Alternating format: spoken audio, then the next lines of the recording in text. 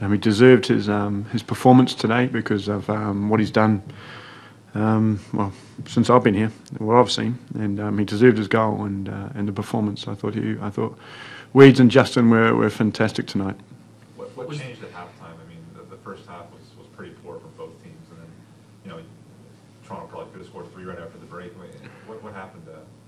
Well, we knew it was like that. It was very similar to the Houston game in a way. We knew if we were solid and strong and didn't concede, didn't give them the opportunity to step on us, and that you kind of have the wind behind you and the momentum. And I wasn't 100% happy with some of our positioning, and defensively we kind of let them play a wee bit too much. And that's only 3 or 4 yards. It was just only a small tinker, and they knew it. Players knew it. And when it was changed in the second half, the lines were a lot better. The steps were a lot better. The second, third phase pressure was a lot better, and that leads to turnover. It leads to good possession of the ball, and it always leads to obviously good passing, better passing, and better opportunities. And that's why we got them. Daniel Henry scored a goal today that probably would make Robert Lewandowski pretty proud. Talk about Daniel Henry and the other 4 Canadians that you started today, their performances. Very good, very good. I thought Daniel's been very good for the past, couple of months. To tell you the truth, he's been very strong. You forget of his age. You forget his age because of his stature and the way he carries himself. You forget he's so young. And so for him to put in a performance like that, a lovely clean sheet, he's got a nice experienced veteran to play beside. That's talking to him, which really helps. But the icing on the cake is the goal, obviously. But for me, I like to see what he did in the rest of the 93 minutes, besides that little 10 seconds of brilliance.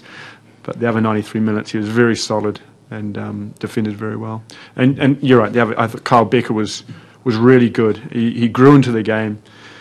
I think he just probably tired a wee bit at the end because we asked him to do more than he's used to, and he did. He did fantastic. Ashton was brave. He's getting better and better for each game.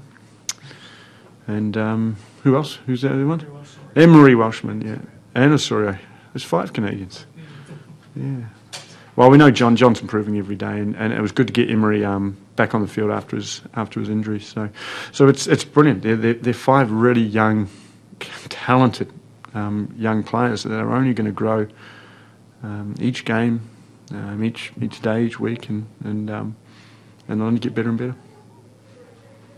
And your counterpart from Montreal earlier was saying that he's not terribly disappointed to lose this game because he's prioritizing the league over this championship. What do you think about the idea that Toronto keeps winning this particular competition, extending its season, tiring its players, perhaps at the cost of the league? Do you think that's the case? Well, we made, I think, 10 changes to the team on Saturday. So I mean, in the sense of going forward. You win again, that's 2 more. Me personally, I know every single player on the Toronto field, all they care about is winning. And whether that's, don't care what competition it is, even if we have to play for a bag of cobwebs, I don't care. The guys go out there and they try and win, and there's certain standards that they have to adhere to, and whether they can win each game is obviously a different matter, but they have to go out there with that attitude to win, and of course, it doesn't matter what the prize at the end of the day is. But yeah, that's why you have big squads. Ryan, you talked about how this game showed you had a full squad. Do you think that it's kind of this tonight is a little bit bigger than just the one win for your squad because it gave some of those players who haven't really had a chance to shine their moment in the sun, so to speak? Exactly. It gives me confidence. I'm learning about the players as well. Every day I'm learning about the players, and what I see at training now. What I see as training, I've been really impressed. But it correlated into the game today, and it's impressive to see such young players. I mean, if you look at our average age of our squad, I mean, if you took out probably one, you took out Danny Califf, they're all they're all really young. I mean, that's what people don't understand that, and to play with the maturity that they did was really impressive. And the scary thing, the good thing is that this squad will get better. We'll bring in players who are going to get better and better and better, and we'll improve it.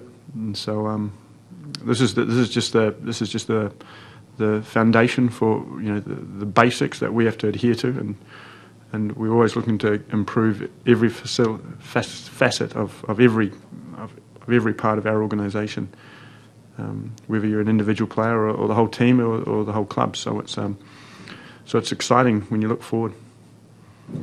Ryan, how important was it to get the win and seal the victory after those 3 draws? Yeah, I mean, like, it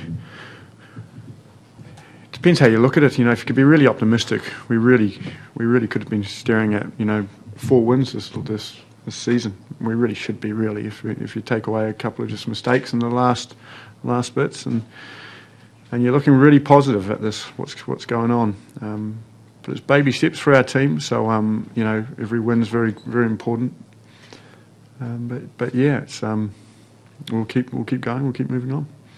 Ryan, you mentioned that you're thinking about adding more players to the roster, and there were reports out of Argentina this morning saying that Toronto had come to a deal with Matthias Mller. Would you care to comment on that potential acquisition?